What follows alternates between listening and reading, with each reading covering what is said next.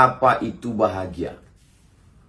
Bahagia ini terkait dengan sesuatu yang tidak kelihatan, psikologis.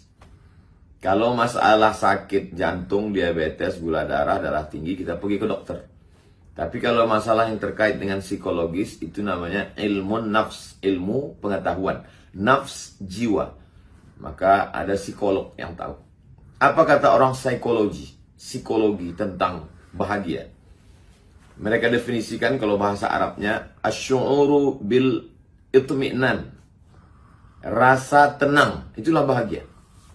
Jadi yang mau dicari orang dalam hidup ini adalah asy'uru bil itmi'nan, rasa tenang.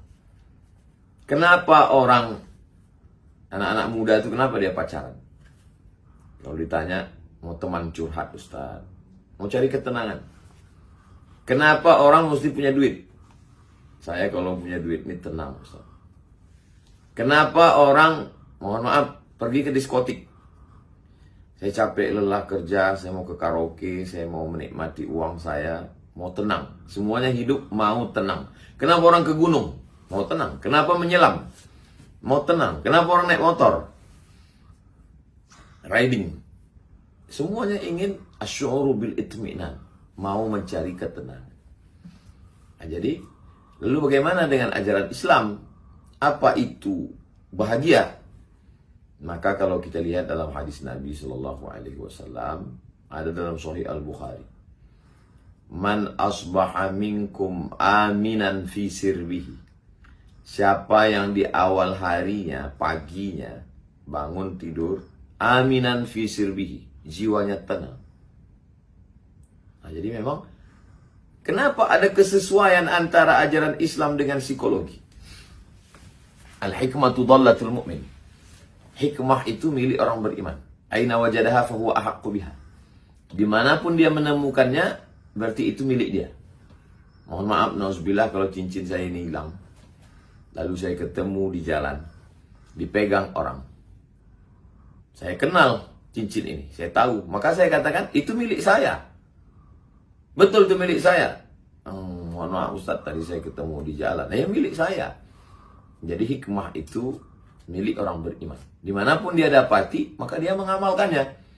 Walaupun dipegang oleh seorang psikolog, ilmu jiwa, maka sesungguhnya itu punya kita.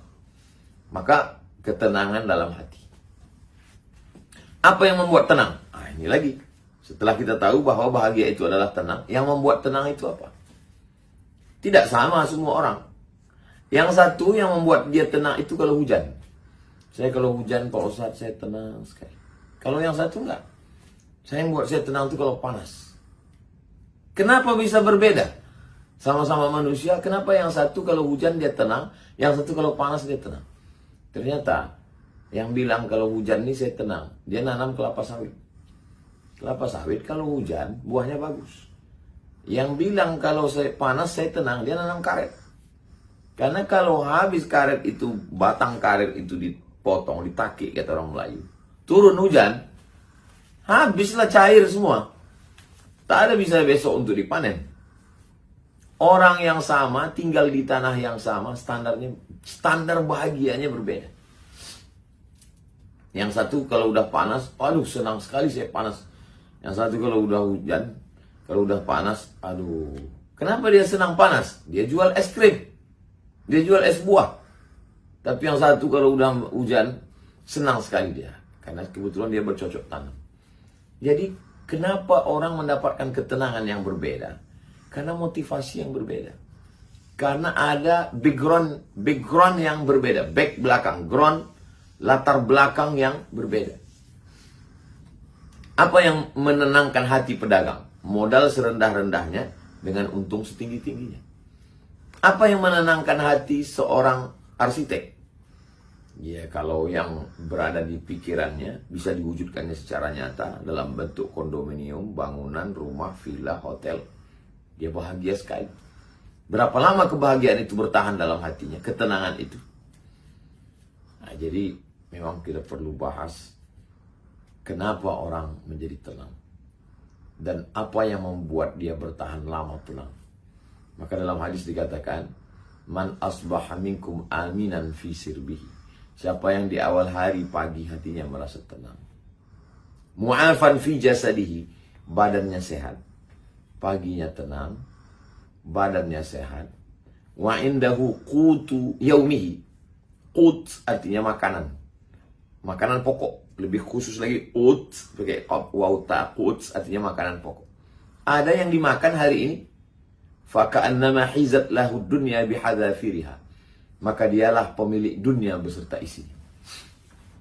Jadi standar bahagia dalam Islam itu simpel sekali. 3 saja. Hati tenang, badan sehat, ada yang dimakan. Maka kitalah pemilik dunia. Apa yang perlu kita pikirkan? Jangan terlalu larut melihat masa lalu, sedih berkepanjangan. Jangan terlalu cemas melihat masa akan datang.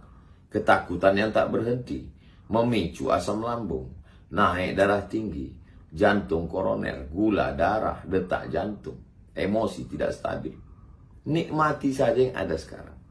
Bangun tidur, alhamdulillahilladzi ahyana ba'dama amatana wa ilaihin nusyur. Lihat, alhamdulillah badan sehat. Ada yang bisa dimakan hari ini, makan.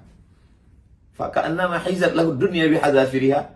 Maka engkaulah pemilik dunia beserta isinya. Berapa banyak orang kaya, jangankan bayar dokter spesialis, dokter pribadi, rumah sakit bisa dia beli, tapi kesehatan tak bisa dibeli.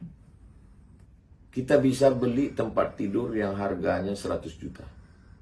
Pergi ke mall nampak 100 juta. Orang-orang kaya tuh upil sama dia 100 juta. Tapi ada yang tidak bisa dibeli. Apa? Tidurnya nggak bisa dibeli. Tempat tidurnya bisa, tapi tidurnya tidak. Kebahagiaan adalah ketika kita bisa menikmati apa yang bisa kita nikmati sekarang. Tidak terlampau melihat masa lalu. Adapun masa lalu yang penuh dosa, maksiat, kita bertaubat. Mandi taubat, sholat sunat taubat, istighfar, minta ampun pada Allah. Lalu kemudian masa kecil penuh penderitaan. Anggap itu sebagai bagian dari pendidikan. Husnuzon pada Allah.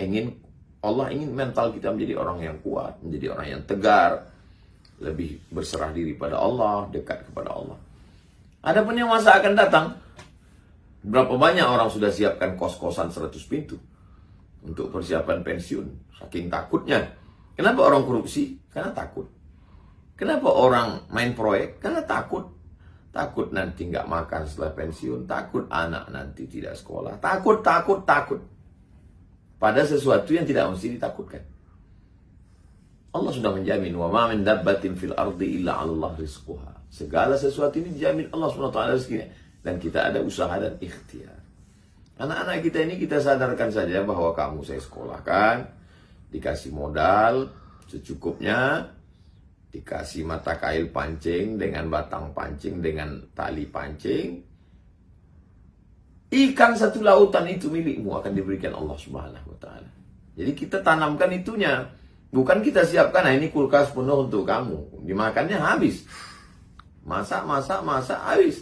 Tapi kita katakan, lautan beserta telur ikan beserta isinya itu semua dari Allah untuk kamu. Aku cuma bisa memberikan pancing ini saja. Kita tidak boleh juga meninggalkan mereka dalam keadaan miskin, susah melarat. Antada'ahum 'allatan yatakaffafuna 'alan nas. Jangan tinggalkan mereka dalam keadaan miskin, susah melarat, meminta-minta kepada manusia. Menurut hadis yang pertama ini 3 saja. Aminan fi sirbihi, hati dalam keadaan tenang. Mu'afan fi jasadihi, badan dalam keadaan sehat. Indahu qutu yaumihi, ada yang bisa dimakan. Faka'annama hizat lahu dunya bihadzafiriha. Dialah pemilik dunia beserta isinya. Dialah orang yang paling bahagia.